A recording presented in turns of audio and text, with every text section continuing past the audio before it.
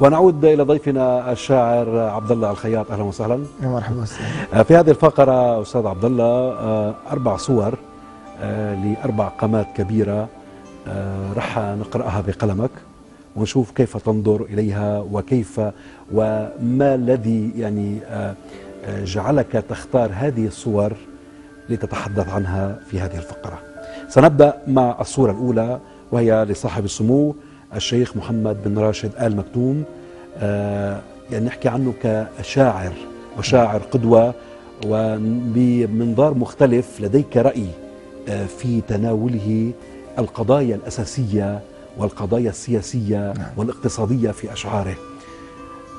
عن هذه الناحية ماذا يمكن أن تخبرنا؟ سمو الشيخ محمد بن راشد آل مكتوم كشاعر يشدني له كثيرا أنه شاعر مواقف. نعم. هو من منظوره كقائد لهذا الركب يترجم مواقفه السياسية أو الاقتصادية أو غيره بقلمه بالشعر بالشعر. أي نعم. فتجد لو تتذكر لما صارت الهزة الاقتصادية نعم. كتب قصيدة ونشرها كأنه يقول لبقية القياديين حققوا أو اسمعوا كلامي من قصائدي. نعم. أنا أترجم لكم واقع الحال من قصائدي. حلو كثير. أنا أعطي أوامري وتوجيهاتي وإرشاداتي من هذا أسلوب وطريقة جديد وراقي جدا. نعم. في التعاطي مع القضايا السياسية. خلينا نسميها القيادة بالشعر. نعم. الشيخ محمد يقود بالشعر حاليا. نعم. لأن عندما تأتي أنت لما تعطي أمر عادي. نعم. الأمر معروف في الفورم الرسمي. نعم. لكن لما تكتب قصيدة وتتضمن هذه القضية استقراء للواقع وللمستقبل وتوجيه وتعليم، فأنت هنا تقود عن بعد ولكن عن طريق كتاباتك. نعم. وقلم وكلام. وأكيد بالإضافة للأعمال والملاحم الشعرية اللي تحولت أعمال درامية. نعم. يعني ستكون طبعا لها أثرها. عدا ذلك الشيخ محمد كذلك يعني ما نقدر نغفل دور اللغز. نعم. الشيخ محمد عنده اللغز وهذا اللغز أثرى ساحة الإمارات. عمل تلاحم حرك الأقلام بالضبط. عمل تلاحم وفي جائزة وفي فايز وفي يعني غير أنها شاركت بحل الألغاز. والله أنا ما كنت الحقيقة من المحظوظين. نعم. طبعا أنا حاولت ولكن ما كنت من المحظوظين اللي يفوزون طبعا نعم. نعم. ولكن صار تحاول دائما. حاولت. نعم. وأحاول دائما لأن من الخسارة أن لا تشارك. نعم. في مثل هذه الملحمة الشعرية. نعم. الصورة الثانية لأيضا شاعر وقامة كبيرة في عالم الشعر الأمير بدر بن عبد المحسن، كمان اسم كبير. نعم. عندما تتكلم عن البدر. نعم. تتحدث عن كل ما هو جديد. نعم. كل ما هو ما نقول غريب ولكن كل ما هو ملفت. الأمير بدر عبد المحسن كشاعر طبعا شهادتي أنا فيه لأني أنا يمكن من المعجبين جدا بقصائده ومن المتابعين جدا لكتاباته. شهادتي فيه قد تكون مجروحة. نعم. ولكن يظل صاحب مدرسة مستقلة. هو من بدأ بمسألة الشعر التفعيلة في الشعر النبطي وبصورة مختلفة تماما. البدر عطاء لا محدود. نعم.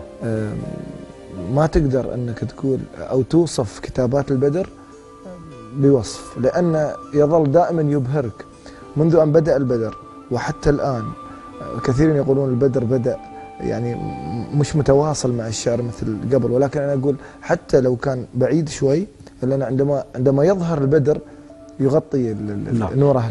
نعم. وأيضا تتحول أعماله وكتاباته وقصائده إلى ملاحم شعرية وتتحول إلى الدراما. نعم. بالضبط. وإلى أغاني كذلك يعني. نعم. تحمل في طياتها الكثير من المعاني. نعم. يظل البدر من الشعراء اللي دائما متجدد. نعم. نزار قباني. الآن أنت تأتي إلى الشق الآخر من. نعم. أو علما أنه أنت ما بتكتب يعني القصيدة الفصحى، أنا فقط تكتب القصيدة النبطية. بالضبط. نعم. ولكن عندما تقول لي شاعر وتقول لي أني أنا ما أقرأ لنزار قباني فأنت تظلم الشعر وتظلمني كشاعر. نعم. لأن نزار قباني طبعا يعني ذهب وترك كل ما يحكي عن الحب عن العشق. الأغاني اللي في الفترات الماضية غناها الفنان كاظم الساهر. نعم.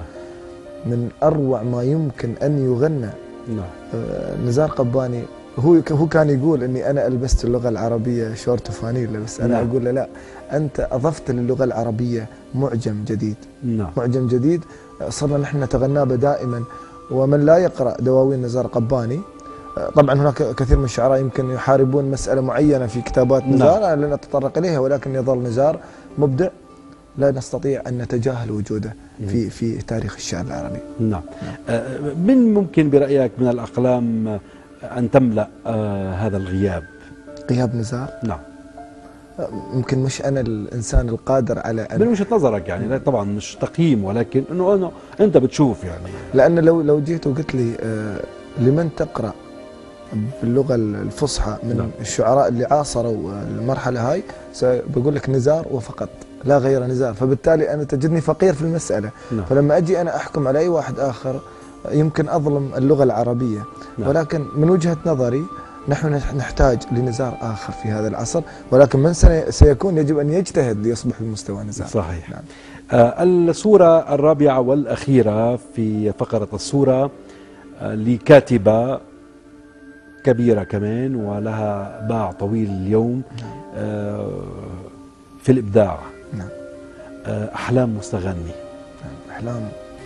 أحلام جسدت أحلامها في كتاب، يعني في نصوص، واصبحت احلام للاخرين. نعم. فلم تعد احلام مستغنماني هي احلامها يعني احلام الشخص نفسه. نعم. اصبحت احلام كل من يقرا لها. في الحقيقه هذه الكاتبه يعني استطاعت ان تنقل احلامها الى احلام الاخرين. بالضبط، يعني كانها حلمت حلم واصبح هذا الحلم الان حلم الجميع. لا يوجد عاشق ولا توجد رجل او امراه لا يتلذذ بكتاباتها. وقد يميز كتاباتها أنها كتاباتها مودرن، يعني عصرية وتلامس الواقع العصري اللي نحن عايشينه.